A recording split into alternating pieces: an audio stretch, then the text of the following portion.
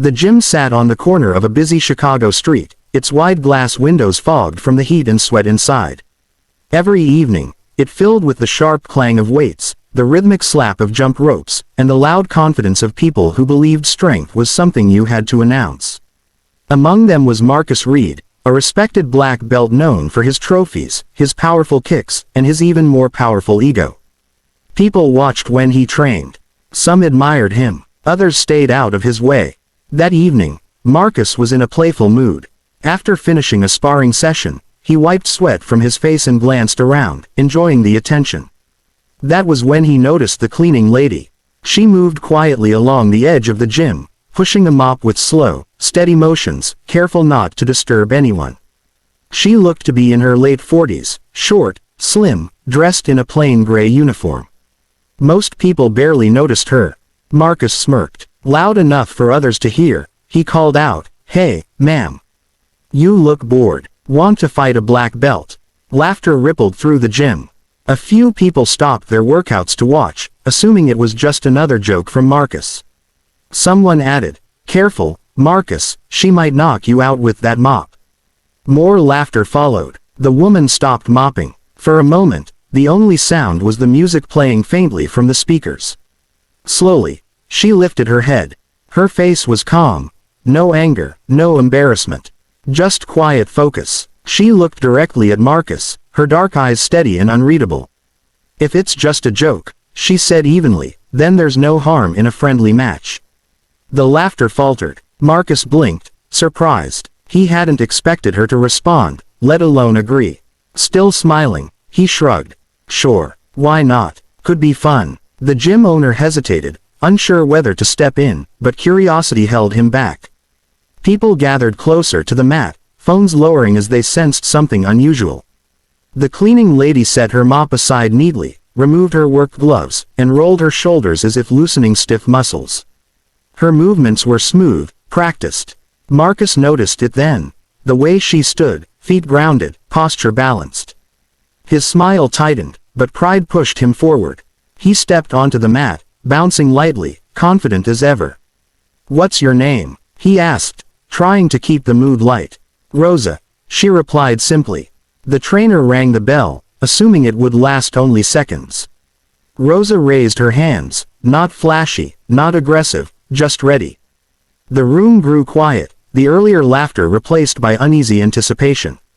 Marcus advanced, still convinced this was nothing more than a joke. But as he faced Rosa, something in her calm presence made his confidence waver for the first time. He didn't know it yet, but the gym was about to witness a moment none of them would forget. The bell echoed softly through the gym, and for a brief second, no one moved. Marcus shifted his weight, still half smiling, expecting Rosa to step back or hesitate. Instead, she remained perfectly still, her eyes focused, her breathing slow and controlled. It was the calm of someone who had stood on many mats before. Marcus lunged first, throwing a fast jab meant more to impress the crowd than to land cleanly. Rosa stepped aside with minimal movement, the punch cutting through empty air. A murmur spread through the onlookers. Marcus frowned, surprised, and tried again, this time with a combination he had practiced thousands of times. Once more, Rosa redirected his arm, her motion smooth and economical, as if she were correcting a beginner rather than fighting a black belt. The room grew quieter with each exchange. Phones that had been raised for jokes were slowly lowered. Marcus felt heat rise in his chest, not from effort, but from embarrassment.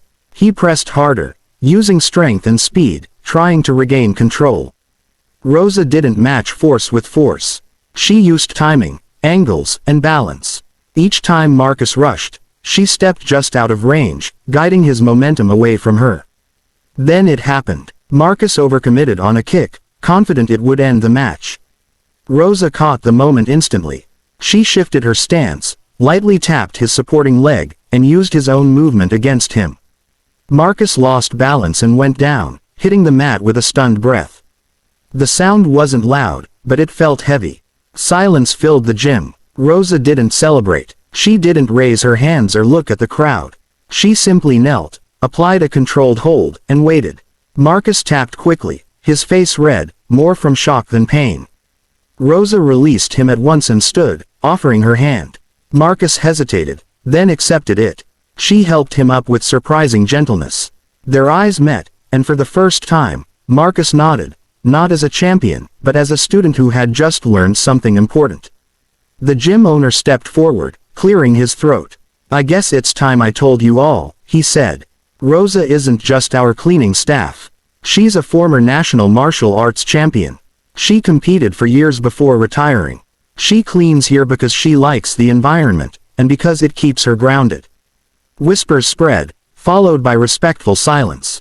Some people looked at Rosa with awe, others with embarrassment over their earlier laughter. Rosa picked up her gloves and smiled faintly. "Martial arts isn't about proving you're better," she said calmly. "It's about discipline, respect, and knowing when not to fight." She returned to her mop, continuing her work as if nothing extraordinary had happened. Marcus watched her for a long moment, then bowed slightly in her direction. From that day on, the gym changed.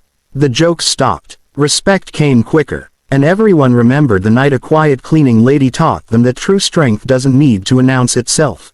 The days following the match felt different inside the gym. The same walls, the same equipment, but the atmosphere had shifted. Conversations were quieter, more thoughtful.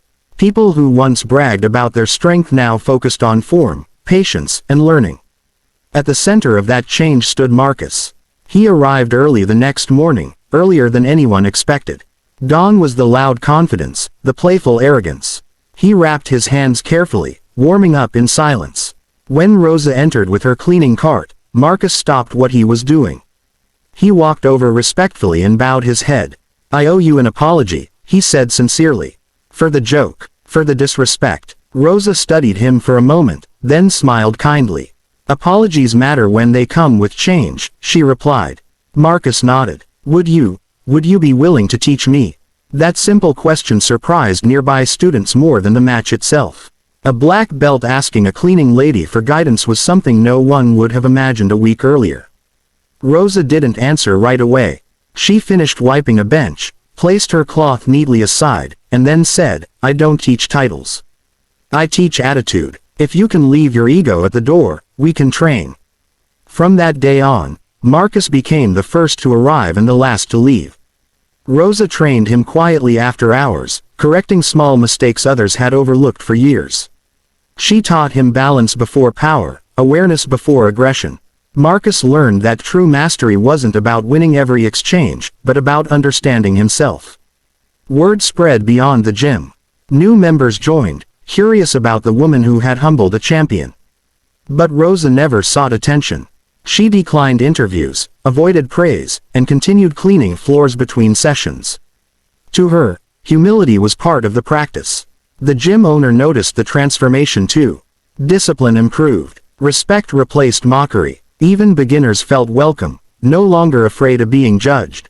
Rosa's presence had turned the gym into something more than a place to train. It became a place to grow. One evening, a young student asked Rosa why she still worked as a cleaner when she could be famous. She paused, then answered gently, "Because titles fade. Character doesn't. And every role has dignity if you carry it with pride."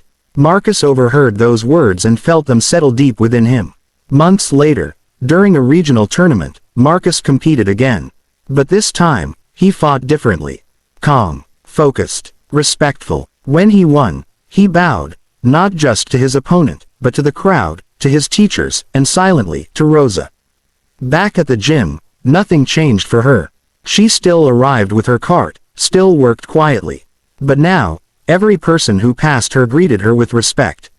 The night that once began as a careless joke had ended as a lifelong lesson. And the gym never forgot it.